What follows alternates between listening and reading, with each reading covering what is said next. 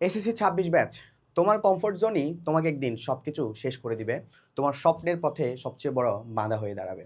তো আসলে আমরা যারা ২৬ ব্যাচের মধ্যে আছি, আমরা কি একটা বিষয় খেয়াল করছি না যে ২৫ ব্যাচের রেজাল্টের বিপর্যয় কি আমরা সবাই দেখেছি?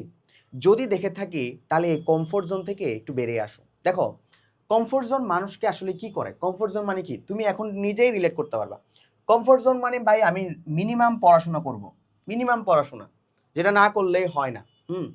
আমি কোনো রিস্ক নিব না। আমি নিজেকে বাধ্য করে পড়াশোনার মধ্যে নিয়ে যাব না। হ্যাঁ? নিজেকে ঠেলে কোনো একটা কাজ যে আমি অ্যাচিভমেন্ট করতে পারি, এই রিস্ক আমি নিয়ে যাব না। No challenge. কোনো চ্যালেঞ্জ আমার মোকাবেলা করার ইচ্ছা নাই। আমি এসএসসিতেও ভালো করব না। আমার অ্যাডমিশনও শেষ হয়ে যাক। এমন স্টুডেন্ট অসংখ্য আছে। হ্যাঁ? তো এই যে যারা কমফোর্ট জোনের মধ্যে থাকে, তারা এই রিয়েলিটিগুলোর মধ্যে যায়। এখন এগুলার ফলে আসলে কি হয়? এগুলোর ফলে আসলে আমরা পরীক্ষার আগের দিন পড়তে বসি। হ্যাঁ, শুধু পাস করার জন্য পড়াশোনা করি।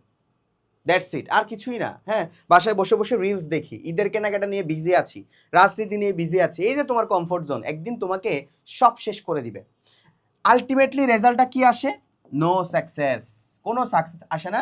দিন শেষে তুমি যেই কমফোর্ট জোনের মধ্যে ছিলা, সেই কমফোর্ট জোন তোমার হতাশার চাবিকাঠি হবে। ঠিক আছে? এখন এটার জন্য আমাদের কি করতে হবে ভাইয়া?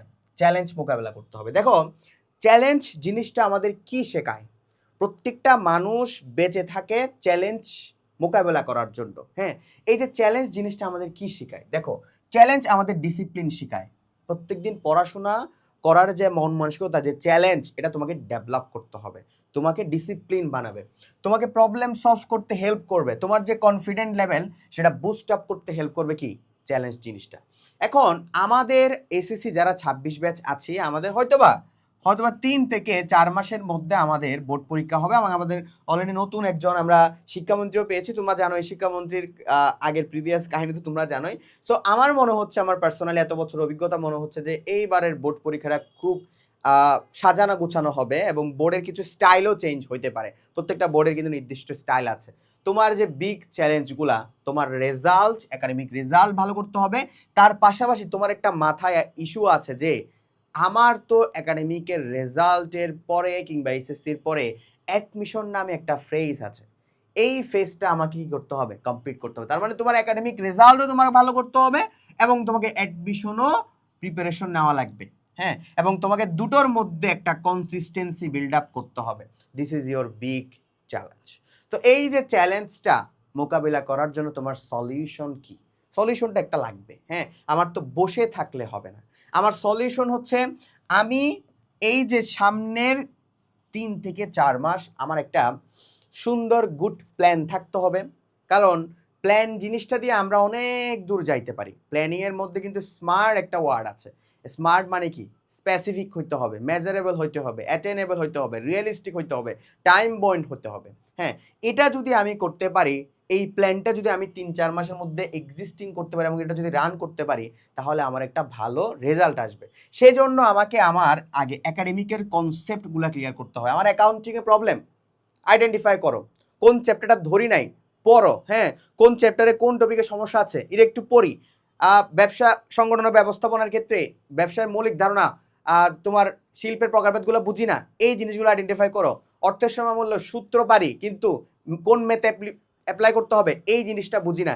এইগুলা আইডেন্টিফাই করার চেষ্টা করো। সামনের ৩-৪ মাস তোমার জন্য খুবই ইম্পর্টেন্ট, খুবই ইম্পর্টেন্ট। তুমি 25 ব্যাচের রেজাল্ট দেখেছো না? কি পরিমাণ বিপর্যয়, কি পরিমাণ!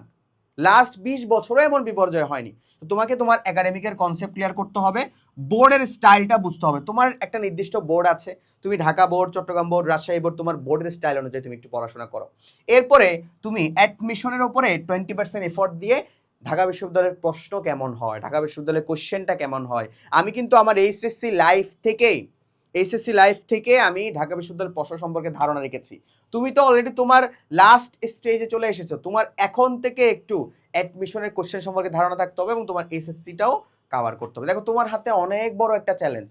তোমার যে success starts with every challenge, not from comfort zone. তুমি এই যে এখন এই স্টেজে আছো, তোমাকে ঠিক এই স্টেজে আসা লাগবে।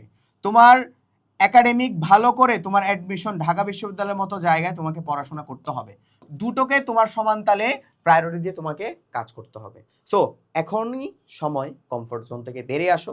তোমাদের যাদের প্রিপারেশনের অবস্থা ভালো না, তোমরা চাইলে আমাদের একাডেমিকের রিভাইভ কোর্সটা এনরোল করে নিতে পারো। আমাদের এই একাডেমিক রিভাইভ কোর্সে আমরা কমার্সের প্রত্যেকটা ইন ডিটেলস সাবজেক্টের আমরা প্রিপারেশন দিয়ে দিয়েছি। বোর্ড কোয়েশ্চেনের type, test paper solving class, topic ভিত্তিক ক্লাস এবং অ্যাডমিশনের সম্পূর্ণ প্রিপারেশন দিয়ে দিয়েছি।